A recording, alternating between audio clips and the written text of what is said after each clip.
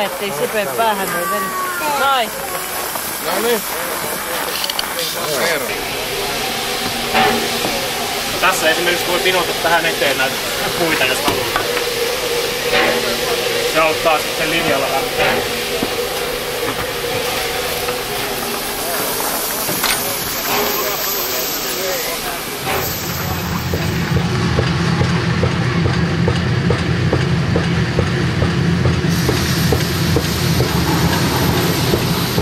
Seinäjoelta tonne Koskenkorvalle tällä joulupukin höyryjunalla. Tää on toista kertaa nyt ohjelmassa ja pillit viheltää, pikkupakkanen, aurinko paistaa ja mulla on tässä vierelläni nyt sitten, kerropa kuka sinä olet ja Eli Juha Vuorinen, Haapamäen museoveturiyhdistyksen varapuheenjohtaja. Eli halutaan tuoda tämmönen joulupukin junaelämys matkustajille, kansalle. Me on eilen ajettu tuolla Jyväskylässä ja nyt sitten tullaan toista vuotta peräkkäin myös tänne Seinäjoelle ja tästä Koskenkorvalle niin ajetaan ja kuljetetaan matkustajia. Siihen tänne mahtuu semmonen reilu 250. tää on lähes täynnä nyt tällä ensimmäinen. Lähes täynnä. Kyllä meillä yli 200 ihmistä on kyydissä. Ja pikkusen tää junakyyti maksaa, mutta se johtuu ihan siitä, että kun tätä tällä yhdistyspohjalla pyöritetään ja kaikki tulo on meille tärkeää. Ja käytännössä me saadaan tuloja ainoastaan niin näistä meidän omista ajeluista. Ympäri vuoden ajetaan erinäisissä tapahtumissa ja sitten näitä tämmöisiä omalla riskillä ajetaan myös. Omalla riskillä, joo. Kyllä nyt meillä on tässä hyvä pohja ja jos näin hienosti menee kuin tähän saakka viime vuonna ja nyt tämä ensimmäinen ajo näin tänään, niin ehdottomasti tullaan myöskin tulevina vuosina.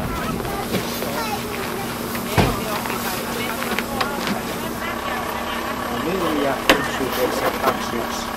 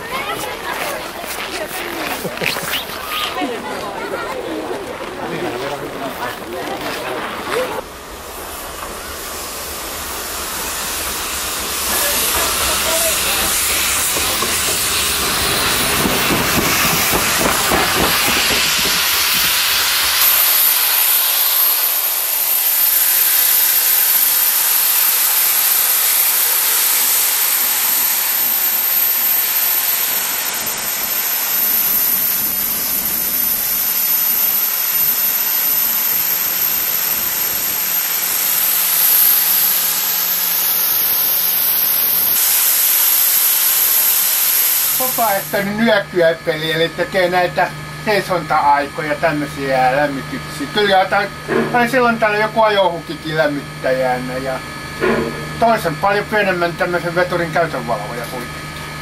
Me saavuttiin noin kello 2 tänne Seinäjoelle yöllä. Niin mä otin 2.15 tämän veturin lämmityksen lämpimänäpidon huoleksi. Ja sen jälkeen sitten huolehdin myöskin vaunujen seisontalämmitykset 6 asti, jolla siinä meni toiselle kaverille, koska silloin alettiin jo niin nostaa matkustajan vaunu lämpöön, tuli vähän liian kiireeksi. Ja puoli 10 niin mä luovutin tämän ajon käistä. Tätä ei voi laskea kylmäksi, kaikki jäätyy, tää on pidettävä ihan eikä kannata laskea kylmäksi, vaikka olisi tämmöisiä pakkasia, niin aina tää on pidettävä lämpimänä. Ja silloin kun tää on lämpimänä, niin aina on oltava kaveri.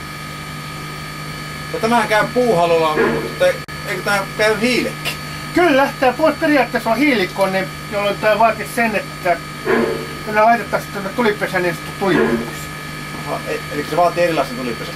Se vaatii pikkusen enemmän, että ne hiilten kuumat palokaasut, niin ne ei mene suoraan noihin tulipyykki-riveihin. Se on niin kuin se oleellista. Ja tää on se luonnonmukainen tämä puuhalaisysteemi. Näin on. Tätä niin vihreäkin kannattaa. Mitä tässä on semmoista mielenkiintoista, niin tässä on vimpaimia monenlaista. Tuntuu, että nykyään koneesta löytyy vimpaimia, kyllä tässä vanhemmistakin laitteista löytyy vimpaimia.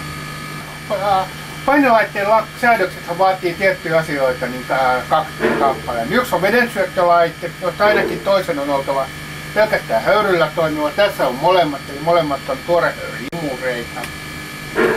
Sitten on vesilasit, myöskin 2 kappaletta, jotka ne näyttävät, missä kohtaa kattilassa on vesi. Ja veden alaraja on tossa, eli noin sentti vähän 1,5 yli alarajaa. Sitten katsotaan mitä eteenpäin tässä on, niin tässä on tää valtaventtiili, millä varsinaisesti tää ajo tehdään. Sitten on tää kruunu, missä on höyryn pääsulku. Valaistusgeneraattori, jalkalämmitys, eli saadaan tuo jalkatilaa penkki niin kuin sitä alapuolelta lämmitettyä. Junan lämmityksen höyry. Painemittareita 3 kappaletta, eli vasemman puolen maiden on junan lämmitys, sen höyrylle johto, kattilapaine ja 14 kiloa suurin, ja sitten on luistikaapin paine. Milläs tämä lähtee liikkeelle?